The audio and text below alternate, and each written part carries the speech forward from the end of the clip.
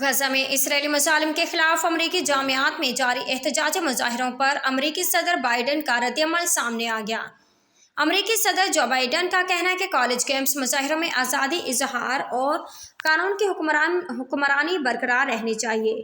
مظاہروں میں اظہار رائے کی آزادی اور قانون کی بالادستی کا احترام ہونا چاہیے۔ صدر بائیڈن نے کہا کہ ہم آمرانہ قوم نہیں جہاں لوگوں کو خاموش کرایا جائے اور اختلاف کو دبایا جائے۔ ہمارا لا قانونیت والا ملک بھی نہیں ہے، ہم سول سوسائٹی ہیں جہاں امن و امان برقرار رہنا چاہیے۔ کیلیفورنیا یونیورسٹی میں اسرائیل حامی مظاہرین کا فلسطینی حمایتی طلبہ پر حملہ، متعدد زخمی، فلسطینیوں کے حق میں مظاہرہ، طلبہ اور کولمبیا یونیورسٹی انتظامیہ کے درمیان مذاکرات ناکام۔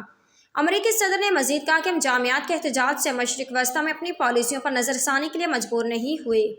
خیال رہے کہ امریکہ میں امریکی جامعات میں غزہ میں اسرائیلی جارحیت کے خلاف طلبہ کے احتجاجی مظاہرے جاری ہیں، جن میں طلبہ اپنی جامعات سے مطالبہ کر رہے ہیں کہ وہ اسرائیلی جامعات کے ساتھ شراکت داری ختم کریں اور اسرائیلی کمپنیوں میں کی گئی سرمایہ کاری نکال لیں۔